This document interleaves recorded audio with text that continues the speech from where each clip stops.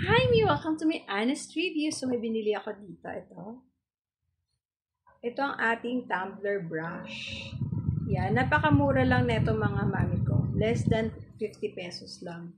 And kasi, syempre, kailangan nating ma-maintain ang cleanliness ng ating tumbler. Hindi yung hahayaan na lang natin siya manggitata. O, diba?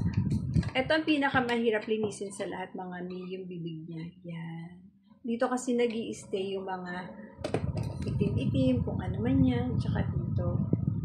Kaya, ganito siya. Ayan. Shoot mo siya dyan. Tapos, ayan. Ganyan mo lang siya lilinisin. Of course, mga mami, ha, sinasabon. Demo purposes lang to kung paano gamitin to brush na to. Ay, grabe. Grabe. So, ito naman, ayan, mahirap din tanggalin yung mga itim-itim niyan. As you can see, oh, medyo madumi na nga siya.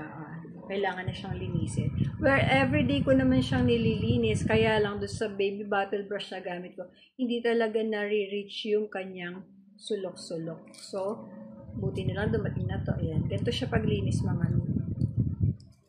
Yan. Kukus-kus-kus-kusin nyo lang yan. Yung pagitan na yan. Parang wawalisin. Tapos ito din, dito, yan, scrub nyo yan. Of course, dapat may sabon. Tapos, ito naman, yung mga hard to reach areas, yung kagaya sa loob, diba? Ang dumi. Yan, gaganyan-ganyanin mo lang. Napakabago pa nito mga mi. Kaya enjoy ako. Grabe. Malilinisan ko na rin sa wakas na maayos ang tumbler ng anak.